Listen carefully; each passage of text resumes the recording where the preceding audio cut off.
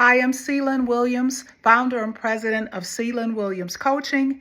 And as a parent coach, a speaker, and author, I'm really dedicated to supporting parents with an emphasis on moms as they navigate the challenges of parenting.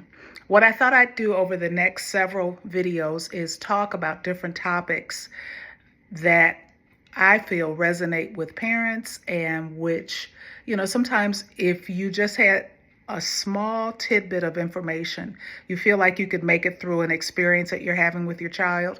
And so that's what these will be. So they'll be short, I'd like to say 15 minutes, but they may not be that long.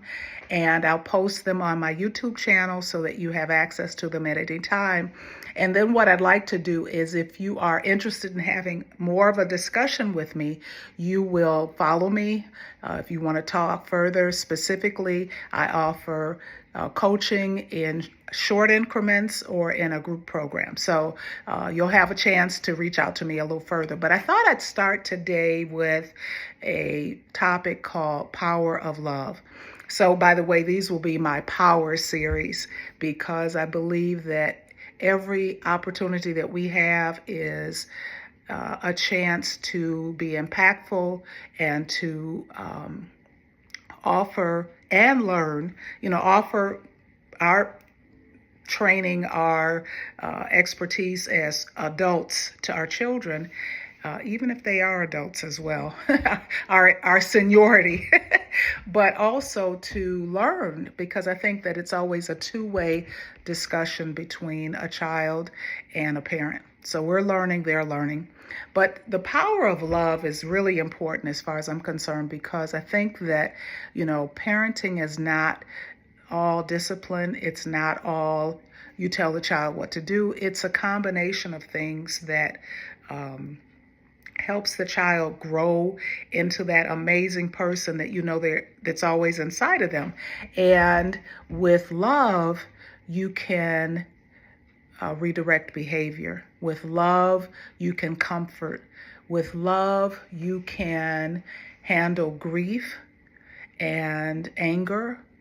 And I believe with love, love is one of the most powerful energies that we have in this world that we live in. So, there's three things. So when I think of the power of love, I think of unconditional support. So as a parent, and we're human, understand that on any given day, we are human and subject to all kinds of things. But when we're expecting the best out of our children, we want to give them the best that we have as well. Don't you agree? So unconditional support says that if your child gets into a situation, and I'm thinking now about the preteens, teenagers, they get into a situation that they probably should have never gotten into. Okay, they're in it. How do you talk them through it if you get a chance to? How do you handle them when they come out of it?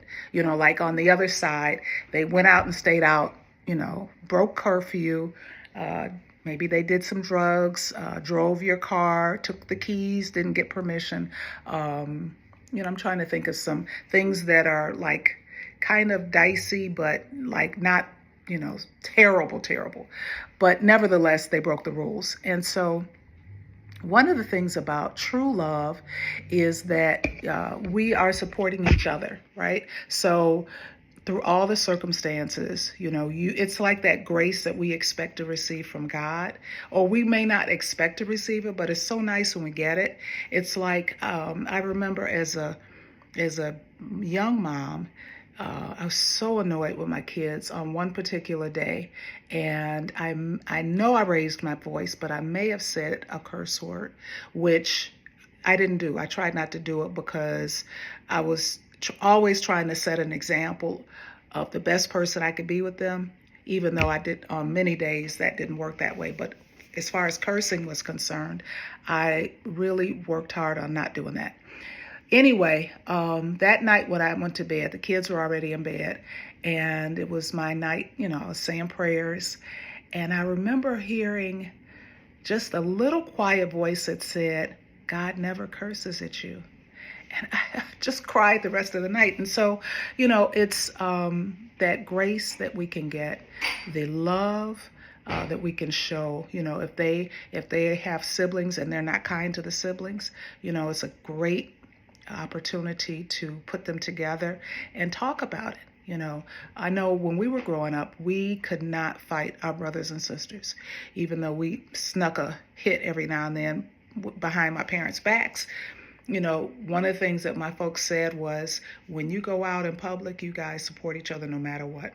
You come home, we talk about it, especially if it wasn't what you expected it to be. But as far as love, there was no reason that you couldn't show it. And as a parent, that certainly is true. I think the other thing is respect and understanding. And so, love is built on mutual respect. So that means that, you do not want your children to swear at you, right? You don't want them to curse you out or to be disrespectful. And it goes both ways. And so they only will give you what they see. And whether they see it at home or they see it out in the street, in school, wherever they're hanging out at, that's what you'll see. And so it's really important with the love to kind of pair it with respect and with an understanding of what each of us needs. So it might be a busy week for you as a mom or dad, and you know that you've got deadlines upon deadlines, and your kids are still kids and they still need you. But what you can do is you can talk. You can say, this is a really busy week for me. And unless they're toddlers or, like ages 5 and under, you explain what's going on with you and assign tasks. You know what I mean? But say it in a way that you're not so frustrated with them when the, time is going on and maybe they have started doing all kinds of things and you're annoyed about it and you yell and scream. I always believe if it's a possibility to talk about it up front, let's do that first, and then you deal with things as they come up. So love, unconditional support. Love is respect and understanding, meaning that it goes both ways. You've had a busy week, maybe your kids, your child is got competitions, maybe they're in sports and they've got competitions, and it's midterm. I'm thinking about the high schoolers, or it's, those standardized tests. And so they're supposed to go to bed early and get a lot of rest and be ready for the next day. And all kind of stuff is going on. And so, understanding each other's needs, maybe you're dealing with children who have special needs, maybe that child can't settle down. And if there's a lot of activity going on in the house, they really have a hard time settling down. Maybe they are special needs, and so you have to caretake them, maybe more than you do the other children that you have. And that's caretaking takes a lot of energy. It takes a lot of patience and all kinds of types of love. So, as you're working through your experience as a parent, the love is powerful, and you always have to add more of yourself at night. So I always say, fill up your cup at night or in the morning, whichever, if you're a night person, to fill it up at night. If you're a morning person, get up. Filling up my cup for me is, saying prayers and affirmations. It might be going out for a walk if I can get a walk in, doing my floor exercises, everything that builds me up and gives me more so that I can share it without being irritable and crabby. And then I think finally, love is growth and acceptance. And so, one of the things that love allows you to do is it allows you to be vulnerable. And you certainly in a family show vulnerability. I think as an adult, it's really important so that your children know it's okay to cry, to be, upset about something, as long as they know how to work through it. And so the love says, I know you didn't do your very best today, but it's okay because I love you. And, in this house, we support each other.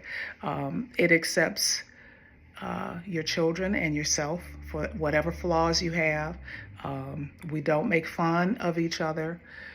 All of those are rules, household rules, right?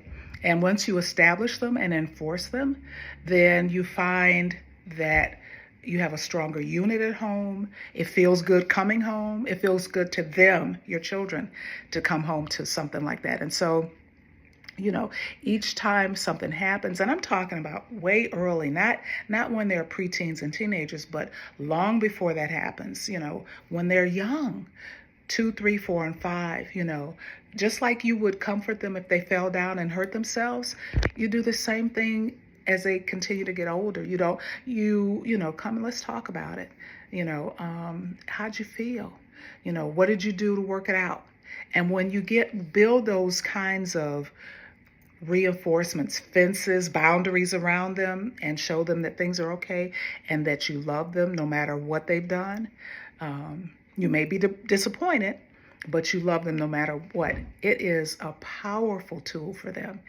And you will find that you are building the next set of leaders who have integrity and who have honor and who are wonderful human beings, right? And that's really all we want.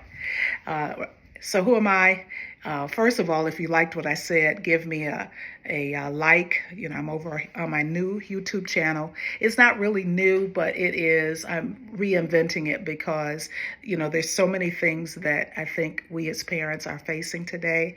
And it's helpful to hear something from somebody else, not just, look online and see it somewhere. So I write books for parents. I do workshops.